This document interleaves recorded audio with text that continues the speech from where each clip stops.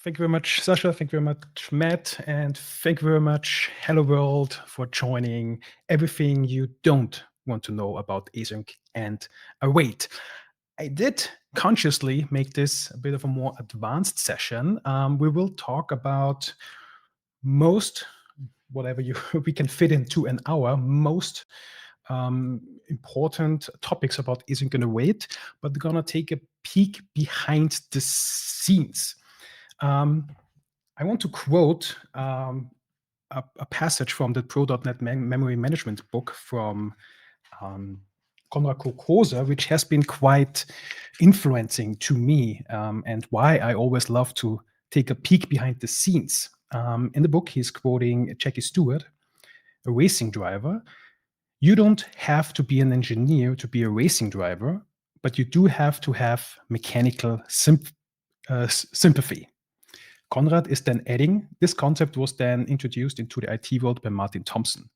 What does it mean? Obviously, you do not need to be a mechanic to be a racing driver, but without some deeper knowledge about how a car works, what are its mechanics, how an engine works, what forces are influencing it, it is really hard to be a good racing driver. And yeah, what these a couple of pages and a lot of deep dives into .NET when they peek behind the scenes really gives you is a foundational understanding so that you're not only able to apply certain knowledge, but also if something goes wrong, maybe even understand why it is not working. Interestingly, I'm an engineer at Sentry. We help you to find errors in your applications, also fix them faster, and with new AI-based tooling, also try to prevent errors from happening in the first place. Now, just recently, we have problems in our code bases as well, and this is something async related.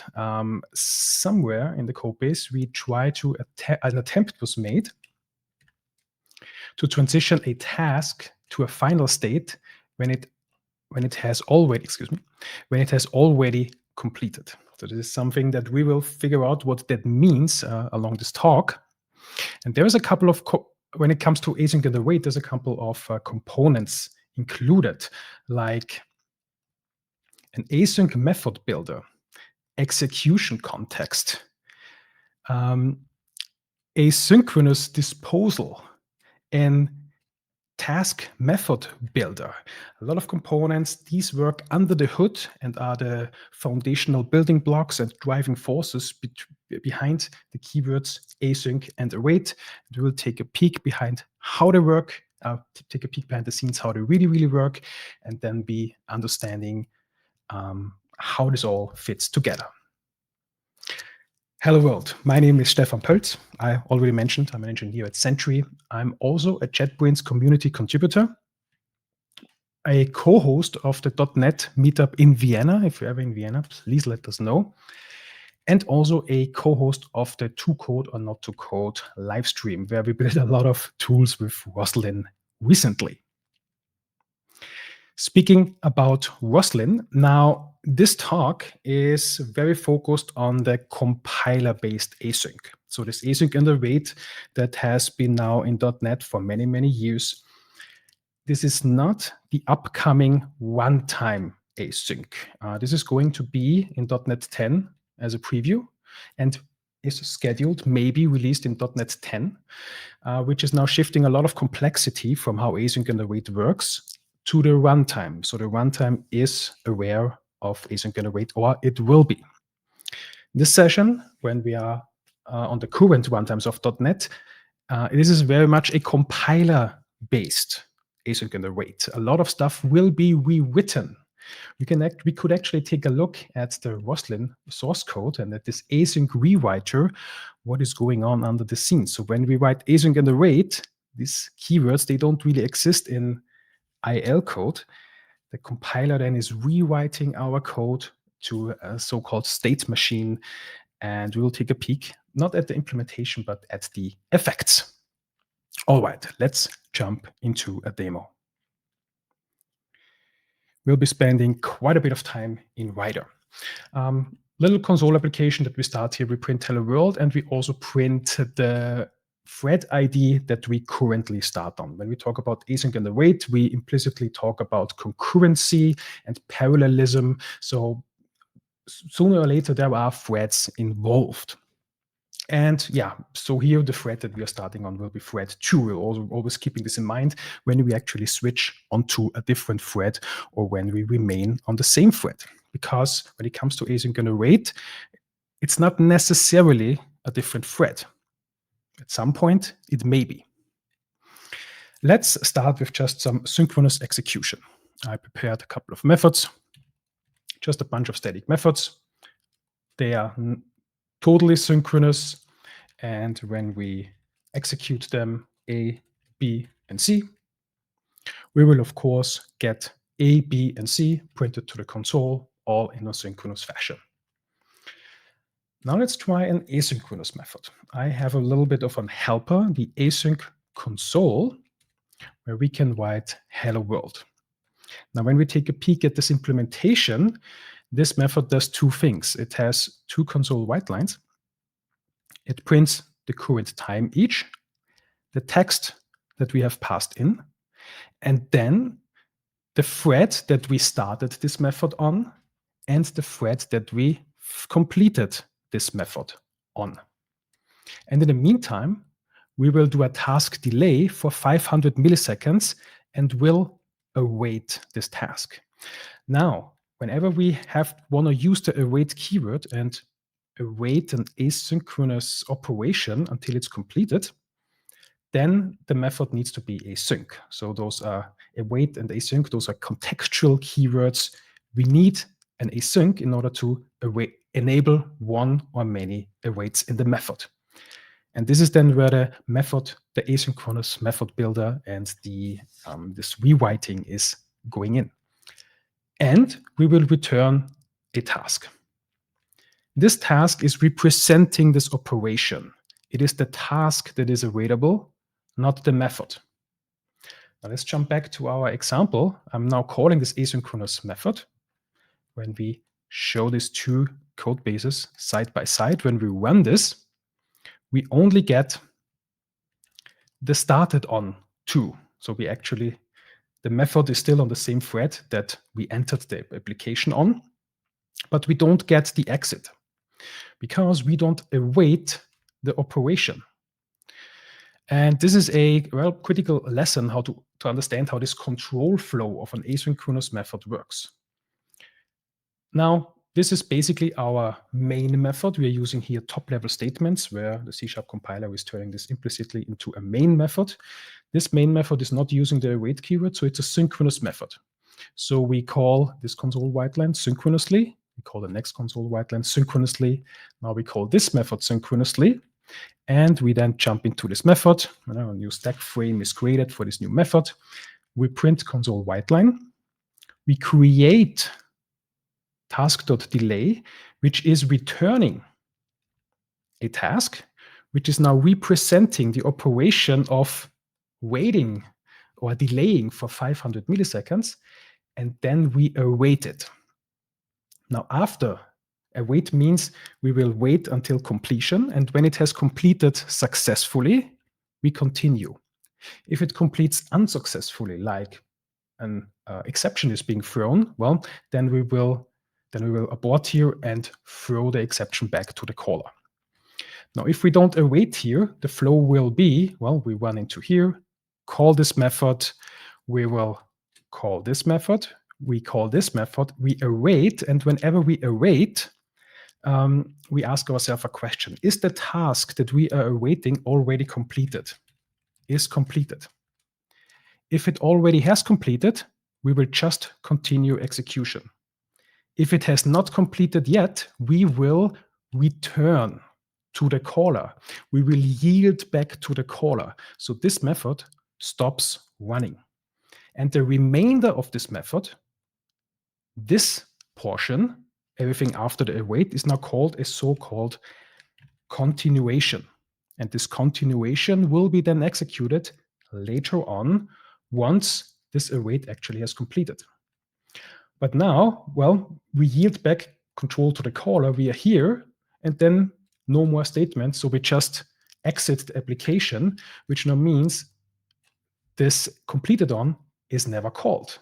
If we want to observe the completion and the continuation, in this case, of course, we need to await this method as well. Writer was already warning me the whole time about it. This call is not awaited, so execution of this method, of the current method, may continue without this method that we call being completed.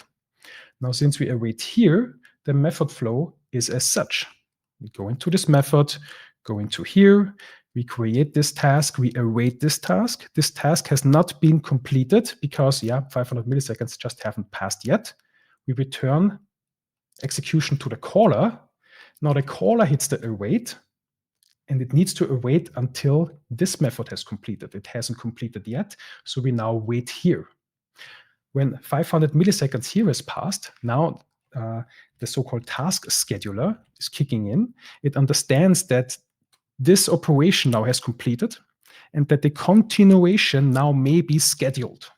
So the task scheduler is now scheduling this continuation, very likely somewhere on the thread pool.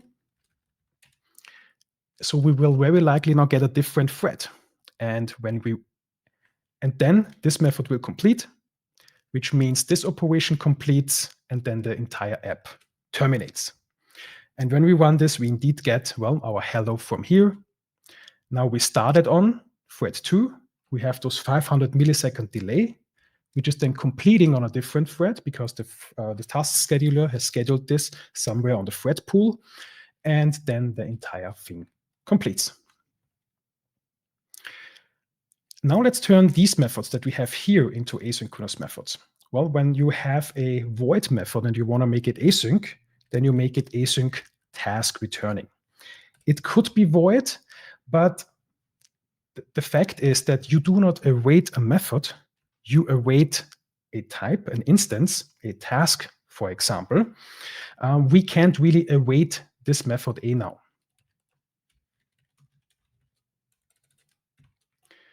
Which is a problem because we do not know anything about its asynchronous completion. Let's say this method also does a task.delay for, let's say, 1000 milliseconds, so a second. But we cannot await it. So this is essentially a fire and forget method. If this method was throwing an exception, we can't really observe this exception, and it could lead to some other problems as well. So avoid async void at all costs because it makes it difficult to argue about your code. Now let's invoke all three methods. Let's all make them async task, and let's, for all of them, have an delay. So we wait a second, and then print A to the console. And when we run this,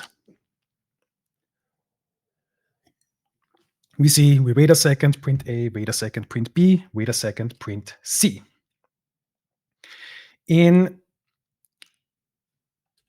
could also separate this to make it a little bit more apparent that we do not await a method. We await a type, in our case a task, because a task is awaitable. Let's separate these out. So we can write, we could assign, because if it's just a method, we could assign this task that is returned here, turned here, turned here, call this task A, B, and C. And then we await these tasks later on. Let's await A, let's await B, let's await C. Now, this is very common. There is something called a combinator. We can do a task.when all, where we can pass in multiple tasks, which is basically now returning one task that completes when all of the tasks that we pass in have completed. Bit of a shorthand syntax. And when we run this code, we will get, we will observe the same, we will now not observe the same behavior. We saw that we do not wait this 1 second in between. Well, we kind of wait 1 second, and then A and B and C are printed quasi simultaneously, but actually now in a different order. It's now CAB. If I run it again, it's again CAB. Let's run it again, CBA. So this order here is kind of indeterministic. Why is that? Because when we remember the control flow is now as such. We run here synchronously. We call method A. We will create a task. Well, we could also separate these. We have here a delay task, and then await this delay task. We could also do it like such. So we call method A. We create this task that completes after a second, after 1,000 milliseconds. Then we await it. At this time, 1,000 milliseconds haven't passed. Well, between the await and the creation of the task, maybe not even a nanosecond has passed. So something immeasurable has passed, definitely not 100 milliseconds. So this task, is it completed? It is not completed. We return control to the caller. Now, there is no await here, so we just continue on this method. Now we call method B. Again, in method B, we create a task that is awaited, that is not completed yet, so we return control to the caller.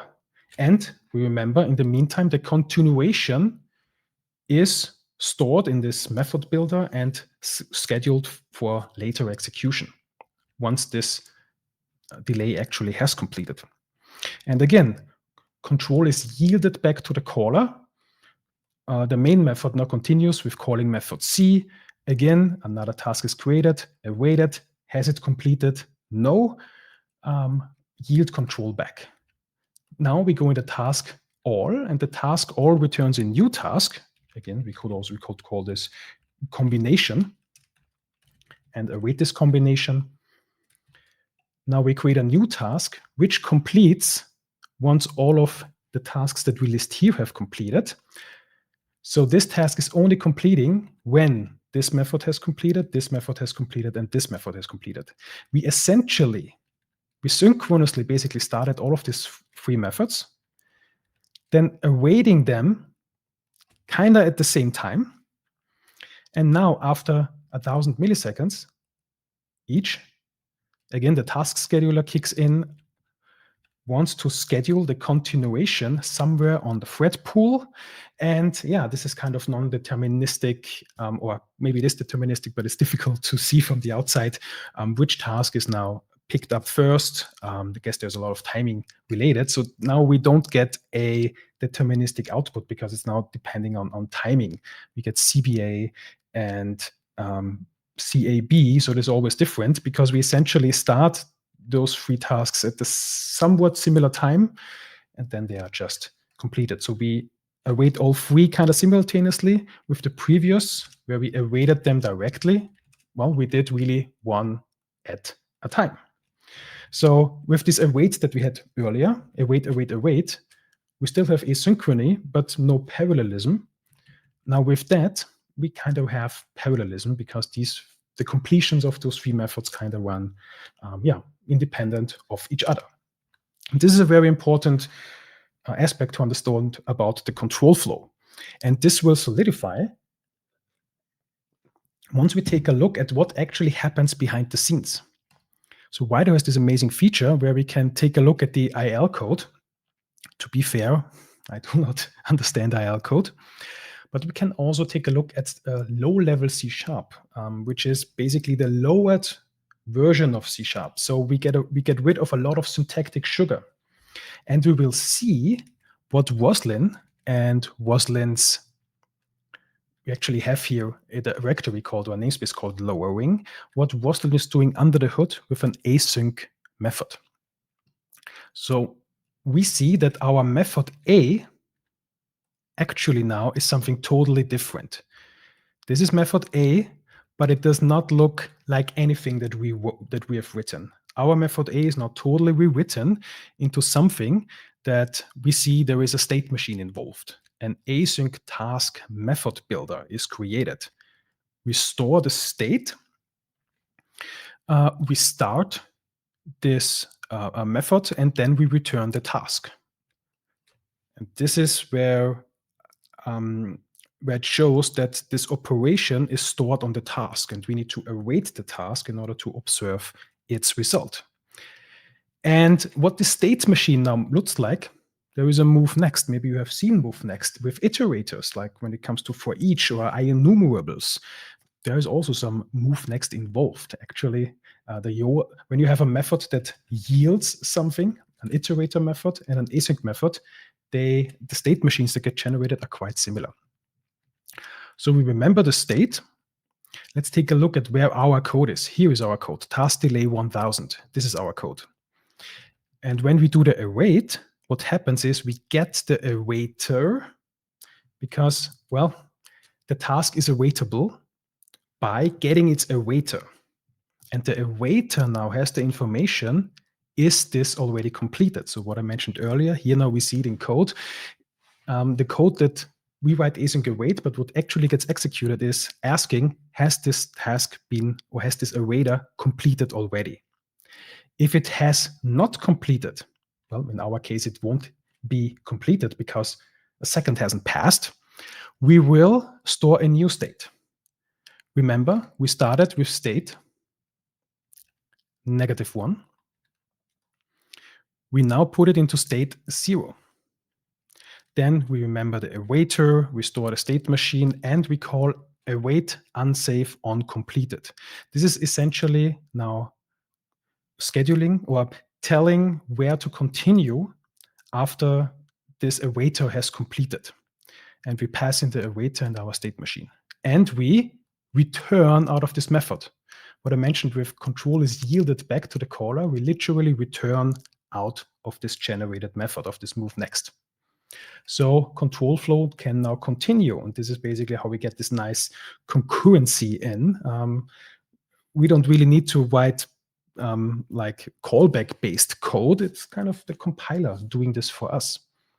And eventually, once this awaiter now has completed, the task scheduler is kicking in and now scheduling this continuation on potentially a thread pool thread. Could also be on the same thread, but we'll come to that a little bit later. And now we will call move next again. Now the state is no longer -1, but the state is 0. So here we execute the same method again, but we ask ourselves, is this state not 0? Well, this is false because the state actually is 0, which means we now jump over this code. So we do not execute the things that we already executed before from our code base. We will then basically resume the method and then call the next. We will call getResult because this is how, well, we get a result out of a task. If this is, for example, a task of int that is returning a number, this is how we get that number. Or if there is an exception, if some error has occurred during the execution of this asynchronous operation, this is with the getResult, this is how it surfaces. And then we have the remainder of our code, console write line A. You may have noticed all of this is put in a try catch. Should an exception occur in this asynchronous method, it is placed then in this async method builder, which is then putting it on the task that is returned. And we return out of the method. If no exception occurs, we say set result, which is basically indicating that this task has successfully completed. Now let's take a peek. What if an exception occurs? Let's say we throw here. Let's throw in method C. Throw new exception C. I will return this to this code. And what will happen is we get the A, we get the B, and then our exception occurs. Again, if we do fire and forget, let's say we just store the task without awaiting it, A, B, and it completes. We are not observing this. We're not observing the exception. Although it's the first line, because we are not awaiting it. Because when awaiting a task, this is also how now this exception that is placed on the task is surfaced. So when we say await task, this is now resurfacing or actually rethrowing this exception. That means we should now try catch this exception. So we could say, yeah, an error occurred.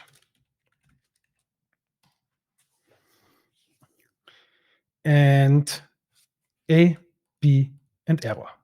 So when we do a try catch around an await, we can just catch this exception just as it is with asynchronous code. What happens under the hood, this await is basically rethrowing the exception that was put on this task, so we can then actually catch it.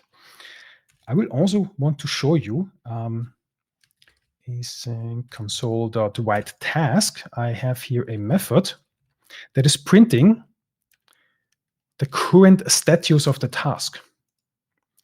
When we print this, we will see that the status of task C is faulted. Faulted means an exception has occurred.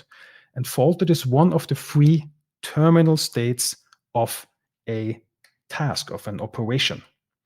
There is also cancellation, or there is success. Let's say we do not throw an exception, and we run this now. The status will be when to completion. When to completion means successful completion. So we have executed everything until the very end without ever occurring any exception. We can also take a peek. Task also has a property called is completed. If we take a peek at is completed, we only know is it completed or not. We do not know whether it has completed successfully or if it may have had an exception. So if we bring the exception back,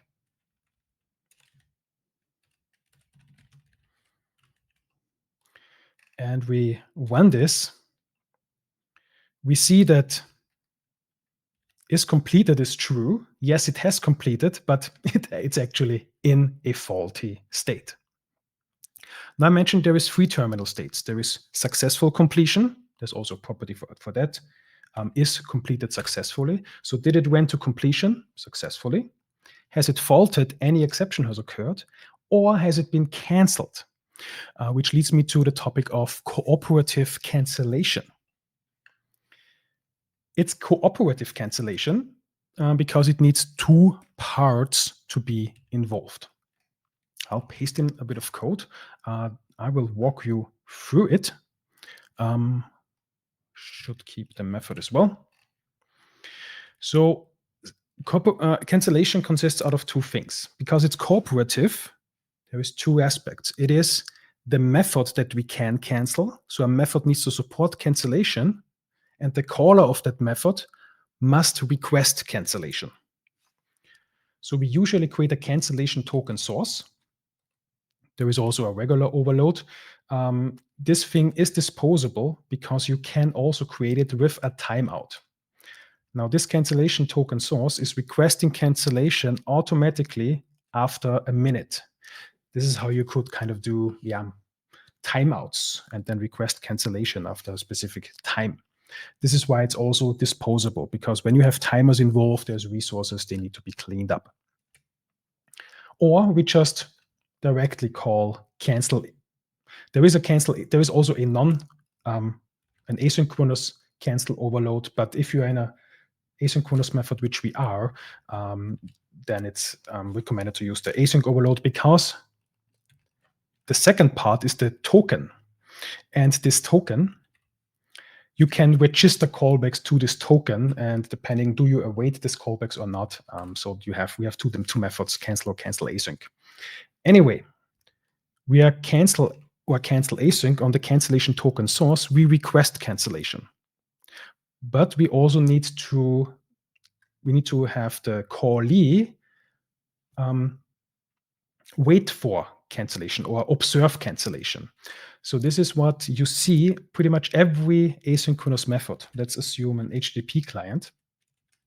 And all of the methods like send async, get async, and all of these, they all have an overload that either have an overload that takes a cancellation token, or have them as an optional argument to take a cancellation token. So it's usually optional, like here, but it needs to be there, because if you don't pass a cancellation token, it cannot be canceled.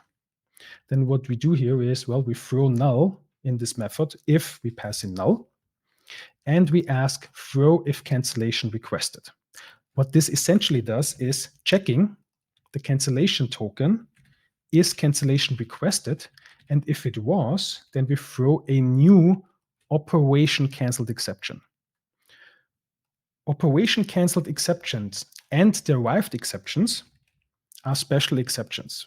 If an operation canceled exception or a task cancel exception is occurring, that means that the task has been canceled, which is the third terminal state of a task. So we have completed successfully or went to completion, no exception has occurred. We have canceled, that means an operation canceled exception or derived has occurred. So we communicate cancellation via this special exception. And if it's faulted, it's any other exception on this planet. And this pattern is so common that there is a method to do that, which is called throw if cancellation requested. So if we now run this method, we actually pass null here. That means we run into canceled.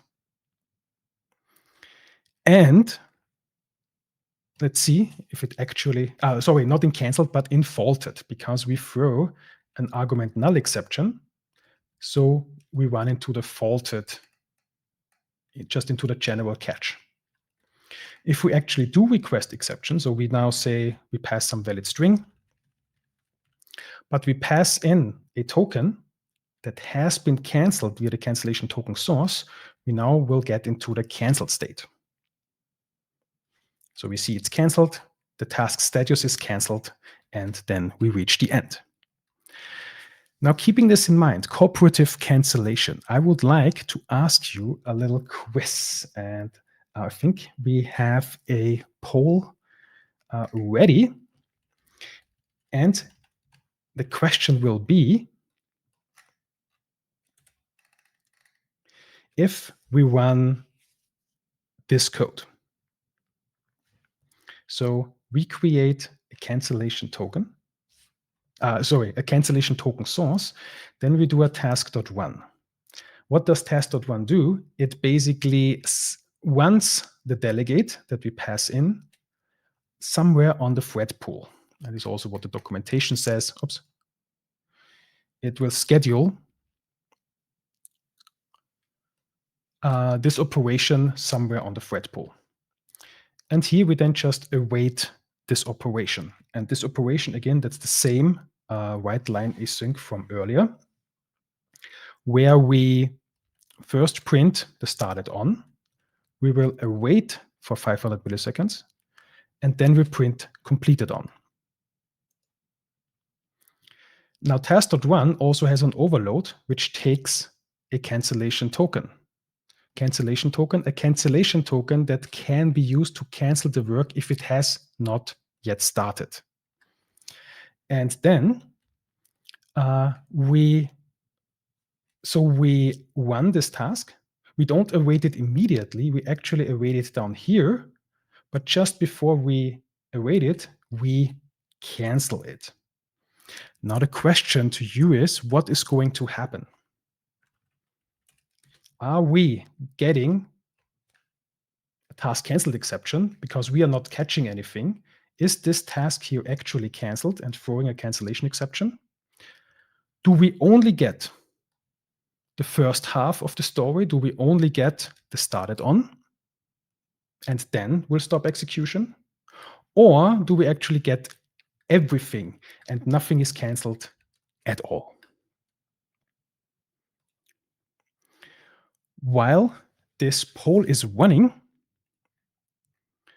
I want to show another aspect where cancellation can be used. I will keep this sample here, but I would like to show, let's say this is the quiz, the poll.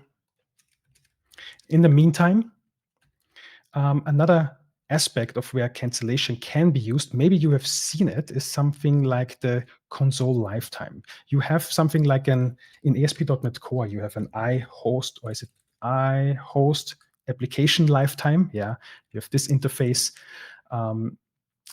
And with that, you can observe if an application terminates or not. For example, I'm having a console lifetime, and this console lifetime is now, don't think too much about the code, but basically having a cancellation token, which is canceled if I hit Control C.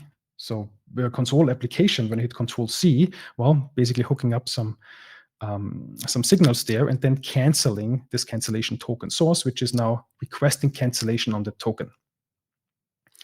And then, well, I have here a task.delay for 10,000 milliseconds. And should we run this code, actually, I should do a .NET run, because Writer is doing something smarter that I'm hoping. If we run this code, we get a, .NET run, not always make the same typo. Well, this now would wait for 10 seconds, but if I hit Control C, yeah, we actually get a cancellation coming in. If we do not pass this cancellation token and run this, and I can hit Control C, I'm now hitting Control C, Control C, Control C, nothing is happening, which is the cooperative part of cancellation. We need to have the request of cancellation, which is happening here, and then also passing usually a cancellation token down to the portion that is then observing it. All right. Now, I would like to take a peek at the quiz and the poll and what the result is. Can we bring in the result? We have 41 votes. Do I need to vote myself? Yes, Stefan, if you vote, then yes. Then I see the result. Okay. Yes. So the thing is, no cancellation. Oops. Now I need to log in. Okay. Cool.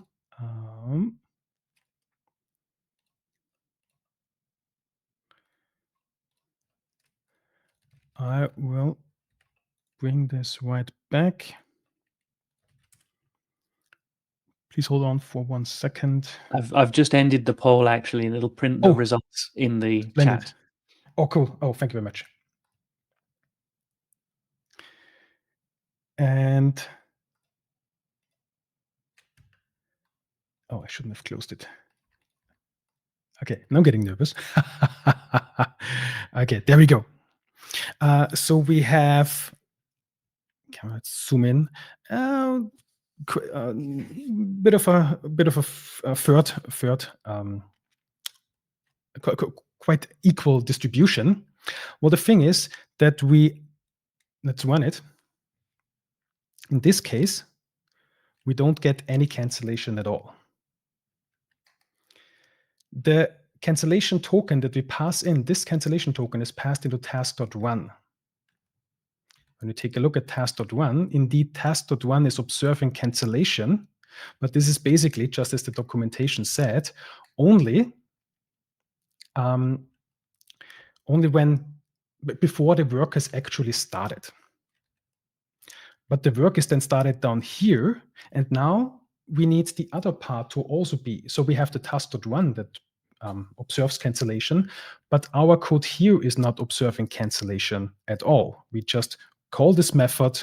There is no cancellation going in here at all. So in order to make this properly cancelable and to make now answer 1 correct, where the most people have voted, to only get the started on and then the canceled, our method needs to support cancellation. So let's pass in a cancellation token, and we need to observe it. For example, we could observe it here, cancellation token, throw if cancellation requested. Or we can also pass it down to task.relay. We see already Writer is suggesting that we can forward the cancellation token because task.delay has an optional argument to take the cancellation token. We can also forward it like so. And now we basically print this unconditionally. And then during this awaiting this delay, it is now cancelable, which is now canceled. So we throw here, the remainder is not executed, and we now get only the starting. And oops, so oh yeah, I should pass it down, right? Let's pass the token to this method as well. Cooperative cancellation, both parties, one needs to pass it down, the other one needs to observe it. And now we do get the started and then the unobserved cancellation.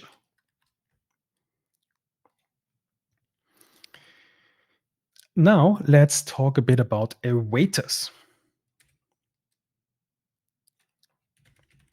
So what we saw is a task.delay with a time span of a second. We can say A and B in the meantime. So we do get, as expected, A and B. Now let's take a peek behind the scene and let's pay a closer look at what is really happening. We get an awaiter. Now we ask, is this awaiter completed? This awaiter is passed down to some method of this async state machine, of this async method builder. So this needs to implement some interface. And then at the end, well, we need to support a get result method. And this is actually a pattern in the language, which means, well, task is actually awaitable because a task instance has the getAwaiter method, which now returns a task awaiter type. And this task awaiter now has is completed, has get result, and it is also implementing the interface. This interface needs to be I notify completion or I critical notify completion. And then it becomes awaitable. The thing is, can we await our own task or can we await anything? Yes, we can.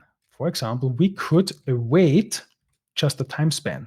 Well, we can't right away because it's not awaitable. The compiler is looking for the getAwaiter method, but we don't see the getAwaiter method. Timespan doesn't have a method called getAwaiter. We don't own the timespan type, so we cannot add an instance method called getAwaiter. But what we can do, because when it comes to language patterns, first the compiler is looking for instance methods, and if there is no instance method, maybe there's an extension method. So we can supply our own extension method. It needs to be accessible from the point of the await. So in this case, internal is just fine.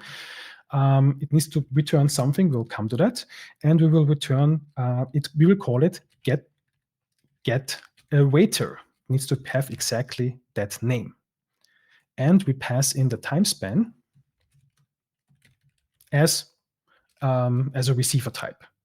Now, this still doesn't work because we need to return something. This something can be a task awaiter. Now we see this actually compiles. Can we also provide our own custom awaiter? Well, yes, we can. Let's create our own custom awaiter type. We saw that this needs to supply 3 things. Let me quickly paste them in. We need to have the isCompleted method. We need to have this onCompleted and or unsafe onCompleted from the interface. So let's implement the I notify or I critical notify completion interface. And we need to have the get result. And let's return a new awaiter here. Let's pass down the time span. And we see at this point, the compiler is already satisfied. It supplies the pattern. All of the methods and properties are there. Well, they're not quite implemented yet. So let's also implement them. Let's create a primary constructor here. And we'll be actually using the task awaiter as an implementation detail. But that's just private. The compiler doesn't see that. So we will get the awaiter from task.delay because this is actually implemented to what we need. We pass down the time span, we get the awaiter, and now we just forward these methods to this implementation detail. So that not only does our thing compile, it also runs. So now we call, since we satisfied this pattern, our own awaitable type, which again solidifies it's not the method that is awaitable, it's the type that is returned. And in 80% of the cases, we usually have a task. In some cases, we have a value task.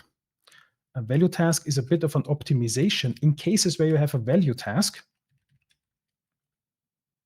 you get this somewhere. Only consume a value task once, never consume it twice. What does it mean? If I say await twice, let's do default here. Well, we get it from some location.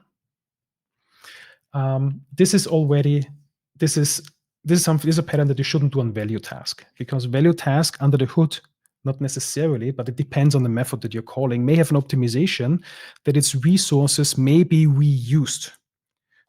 And when you consume it via an await, these resources may be reused. There is some pooling going on to have best performance. Then you could access a different resource or a resource representing something else already. So never consume a value task twice. When you have a task, it is absolutely safe to consume it as often as you want. A regular task can only complete once. Once a task has reached one of the three final states, went to completion, faulted, or canceled, it can never get into a non-terminal state. So you can cache an asynchronous result there and await it as often as you want. Only the first await may be doing some asynchrony because at this time, the awaiter of this task hasn't completed yet. But every subsequent time, it's already completed. So it will check, is it completed? Yes, go on. Is it completed? Yes, go on, and so forth. So a task is suitable for caching and reusal. Value task best is actually never stored in a local variable, just await it and then forget about it. Value task is something that may become less relevant in the future when .NET 11 and the runtime-based async comes along, and then essentially there will be only tasks everywhere. So in most cases, you have a task, but in some cases, you may need a very special task or a bit of an optimization. If you fulfill the pattern, you can build your own, which is pretty cool. So the compiler really, you can supply your own types to the compiler, because if we take a peek at what is happening under the hood, we will just see the same things going on again. The compiler calls getAwaiter. Well, there is no getAwaiter on timespan, but there is as an extension method. And this custom awaiter needs to have the isCompleted method. It needs to satisfy the interface so that it can be passed down here. We have the interface there, these two methods. And we need the getResult. The getResult is void when the method doesn't return anything. We could also have a method that returns something. In that case, the getResult is now returning whatever we want to return. So maybe we want to return the timespan again. Just for the sake of this example, we could call getResult here. We need to call getResult on the awaiter because this is how exceptions surface. And then we can return the timespan, which now means this await is actually returning a timespan. So we now get the same timespan that we created here out again because we fulfilled the pattern. And getResult is not only surfacing exceptions, it's also, if it's not void, returning the type that we can then write on the left-hand side of the await.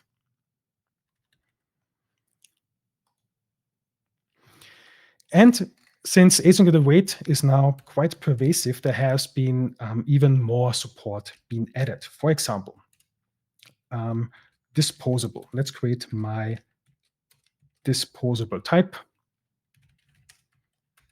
And usually we make this I disposable. Then we implement the dispose method. Let's say console.writeLine disposed. Now what we can do is writing using var disposable disposed. Maybe let's also put a method on this disposable where we print method. So we call this method. And what we now should get first is the method. And then at the end, because at the end of the scope, with the using, we then automatically call into the dispose. So we get method and disposed. Now with async await, there's also asynchronous disposal. So when we say await using, well, now we don't need an iDisposable, we need an iAsync disposable. And iAsync disposable now is returning not void, but it's called dispose async and returns a value task. We could now say, again, task.delay, let's wait for a second, 1000 milliseconds, and then call disposed async. And what we get now is method. We will wait a second and then get disposed async. What about for each? When we take a peek at for each, let's do a static IEnumerable. Let's return some int and call this get range. Now we will be writing an iterator method. I mentioned that asynchronous methods are quite similar to iterator methods. Yet let's yield return, 1, 2, and 3. And in the meantime, await task.delay, again, 1000 milliseconds. Now, await alone doesn't work. Now this method needs to be, what I wanted to show is first, see that the get range is actually working as expected. Let's run this. Now we should get 1, 2, 3, all synchronous. Now let's turn this asynchronous. Let's make this method async. Let's instead return an iAsync enumerable. Now when this is an iAsync enumerable, we cannot for each it, but await for each it. And in the meantime, we can again do task.delay. Let's wait 1 second in between. And now we turned our synchronous enumerator into an asynchronous enumerator, also called asynchronous streams, when you see this in documentation. And now we get 1, we wait a second, 2, we wait a second, 3. Again, asynchronous, we should think about cancellation. Well, usually asynchronous methods are suffixed with async, so you know they should be awaited. And let's also support cancellation. Let's pass a cancellation token, but let's make it optional. Maybe the caller doesn't want to cancel it. And let's pass it down. Maybe at the beginning we say throw if cancellation requested. And let's also pass it down to all these delays. So we support cancellation all the way. Now again, we can create a cancellation token source. Now let's use this callback. Let's this timer. Let's say we want to cancel it after 1,500 milliseconds, so 1.5 seconds, and pass in the token down to this method. So cooperative cancellation, the callee supports it, the caller passes it, and we automatically cancel after 1.5 seconds. So we should only get the 1 and then get it canceled. And we only get the 1 and get canceled. There we go. Get canceled. This is today a different meaning. Excuse me, I just had to. Anyway, what if we get this asynchronous enumerable somewhere else, which is not in our control? So we just get an async enumerable. But we don't have control where this is created. Maybe let's put in some space. We don't know where it's coming from. We just have this asynchronous enumerable. There is now no way for us to cancel it. Well, we can't cancel the enumerator, the enumerable, but we can cancel the enumerator. There is an extension method. We can say with cancellation and then pass a cancellation token down like that. Now, this won't work just yet either. Still not cancelable. Wider is giving us a hint. We need to add an attribute. Now, when we have an asynchronous enumerable, an asynchronous stream, and you to the cancellation token pass this attribute, the compiler is creating code and supporting this with cancellation as well. So even if we do not pass it when created, we can cancel it while being enumerated. So we now cancel the enumerator, not the enumerable. And again, we have cancellation supported. All right, now coming slowly to a close, I want to talk about progress. Now we know when a task has not completed. We know when a task has completed. Then we know if it's successful, has faulted, or has resulted in, has faulted or canceled. But how can we communicate progress? Like, is it 50% done? Is it 59% done? We just do not know. Wrote here a little WPF application. Let us zoom in, where we can start this progress and we get this little UI updates out of an asynchronous operation. And this is very similar to asynchronous, to cooperative cancellation. This also needs to be supported actively. We just don't get progress out of the box. We need to consciously support it. And this is done via the iProgress interface.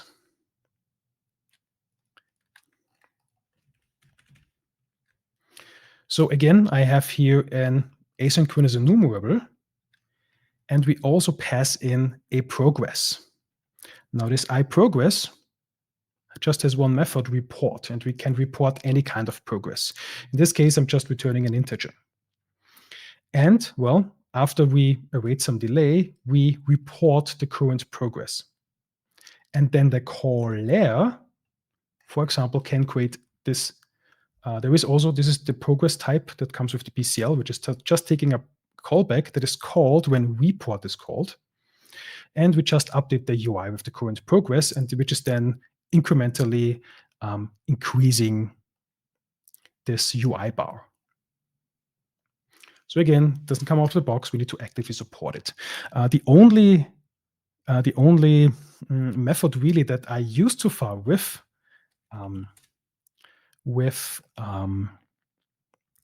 progress is actually from Roslyn. So the compiler, you can actually use the compiler. It's just a library. You can use it in your own tools. And there is a method called open solution async. And this method open solution async takes an iProgress, and it is reporting project load progresses, where it tells you which progress is being loaded, in which state this is, what target framework is it loaded as, and so on. Just to take some inspiration if you want to build your own progress. Since it's a T, you can report any kind of progress. Now to last topic, and also I would like to launch the last poll. I'll just show the demo.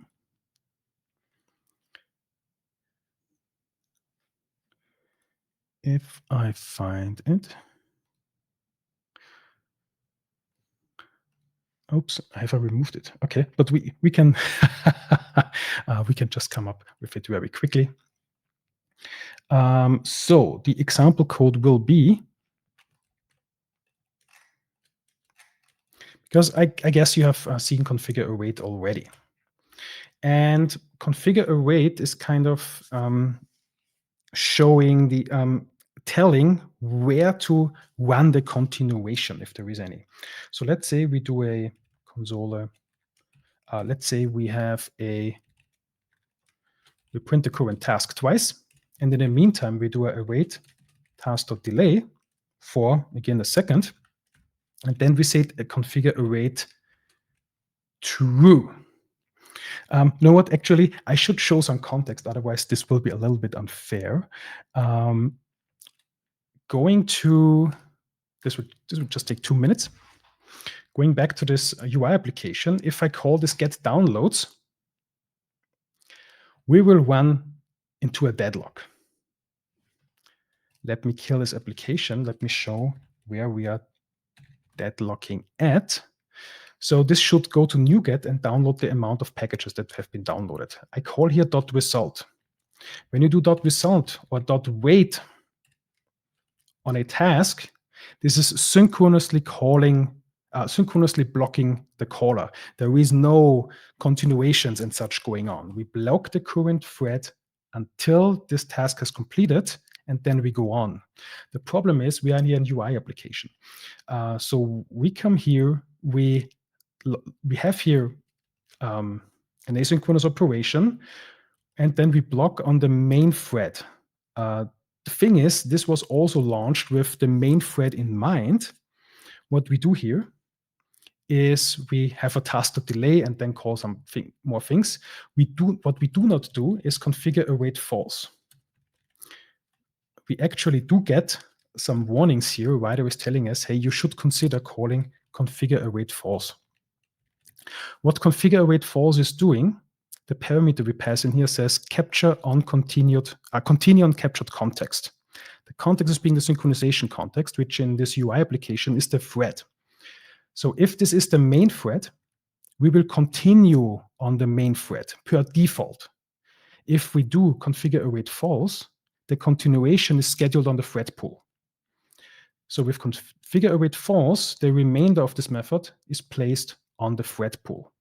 And now, although we still do synchronous blocking here, we should have resolved this deadlock. If we run this, we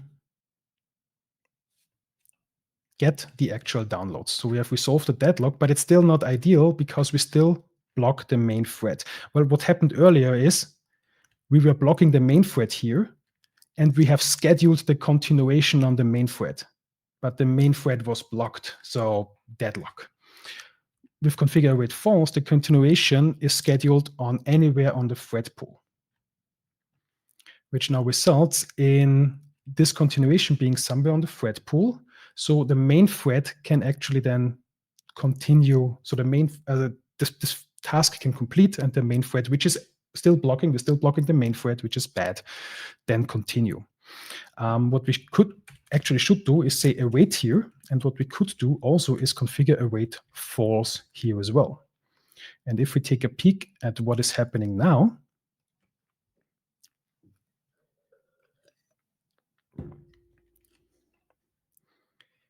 is when we get the downloads, we see this is the main thread.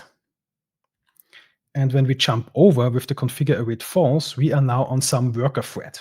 The configure await false, we continue not on the captured context, and the captured context that's tied to the synchronization context. The thing is, what's the synchronization context of a WPF application? We actually have a specific synchronization context. That's the dispatcher synchronization context. WinForms has its synchronization context. Classic ASP has its synchronization context. Console applications do not have a synchronization context. And ASP.NET Core applications do not have a synchronization context either. So only if there is a synchronization context, configure await becomes relevant. And then depending on the synchronization context, do we continue on that context? In a WPF application, it will be the main thread or not. When we do configure await false, we now continue on some thread pool thread. We now have a problem. We actually do a UI update later.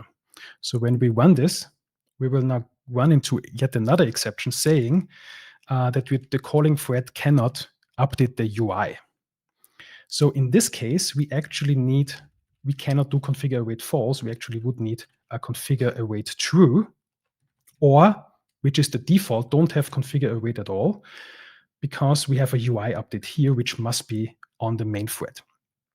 And now, if we run this, we should get the behavior that we intended. We can hit get downloads and then get the number of downloads momentarily from this package. Which now leads to the last poll. We need to make this a quick one. So we are now in a console application.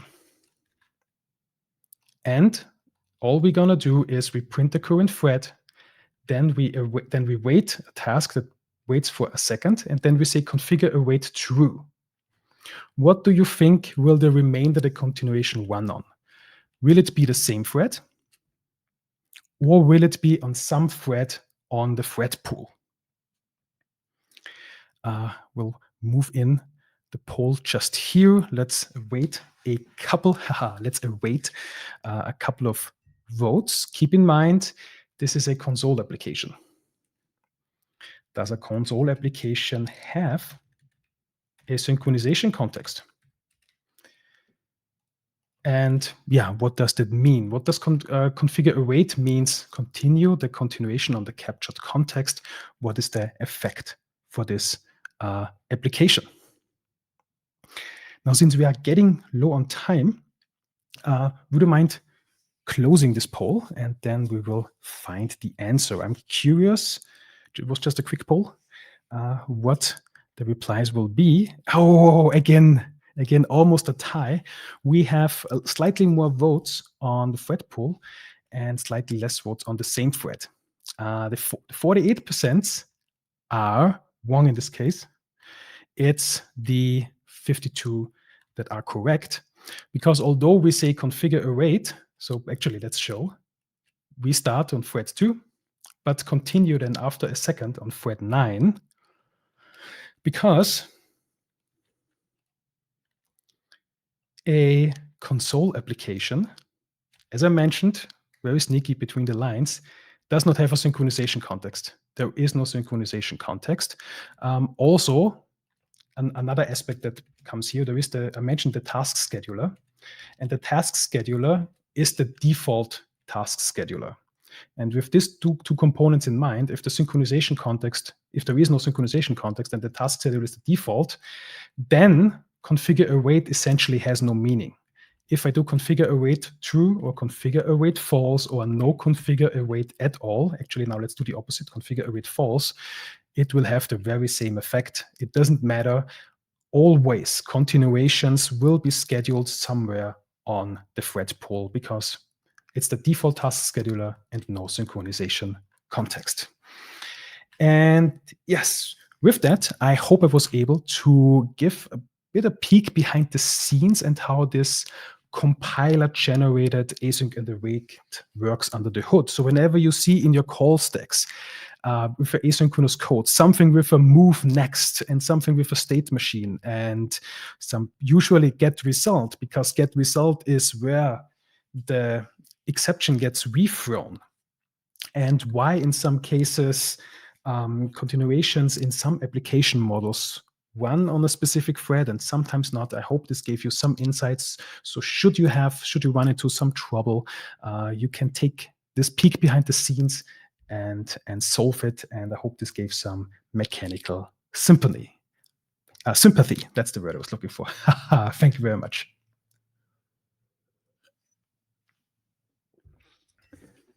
I think there's only one word there, and that's wow. You've blown our tiny little minds on that one. The chat was vibrating with all the minds being blown.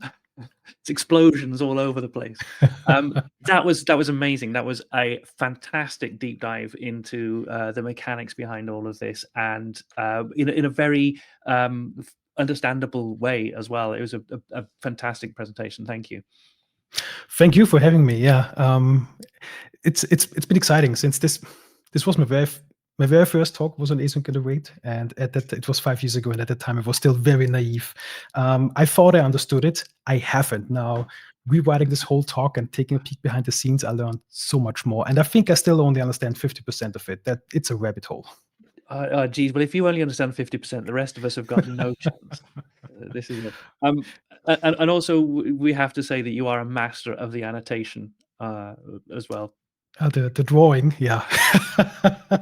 I can't write code without it anymore. I sometimes catch myself rubber duck debugging, kind of annotating to myself, and it actually helps. I don't know if it's good or bad, but it does. You have to share the names of the tools that you use with us privately. Yes, so we can up our game. Oh yeah, so this is on Windows. Zoom it. I just recently also switched to a Mac. I'm not sure. There is actually several replacements. I haven't found my favorite just yet. Yeah, Stefan, if you could stick around in the YouTube chat and answer folks' questions, there were quite a lot of them. Thank you so much for your time. Absolutely. Yeah. Do you have time to squeeze one question in, or should we move on? What's that? Let's just squeeze one little question in. Yes. Could you explain one of the questions from the chat? I forget who it was. I apologize. Can you explain a real scenario where you have to use a custom awaiter? So it's fantastic to see that you can do a custom awaiter like on timespan. Do you have a real world scenario? It's a bit of a esoteric scenario and it's very much syntactic sugar, but actually I do. If you mind switching over to my screen. So the problem we ran into is if we have a configure await, and if I do not configure await false, that means, well, this is invoked from the UI. Here we are on the main thread. Here we hit an await. So the continuation is now on the thread pool. But here for the UI, we need the main thread again. So what I wrote for my WPF applications is await this. I await this. I have an extension method for control. Let's briefly find this. So there is a get an awaiter on control, which is now having its custom awaiter that is checking the dispatcher. Are we on the main thread? Are we not on the main thread? If we are, nothing to continue. If we are not, then invoke the continuation on the dispatcher, giving it back to the UI, to the main thread, and now this would work without throwing. And yeah, well, arguably it's a bit esoteric and much syntactic sugar, but this is what I like to use as it's quite concise. That's rather fun. I like that one. Await this is also kind of tricky. Yeah, I can imagine seeing that in some code and going, well, what? You know, just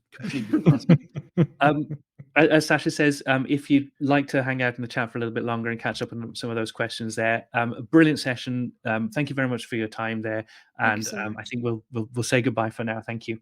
Thank you so much for having me, and enjoy the rest of the .NET Online days. .NET Days Online. Oh, I messed it up.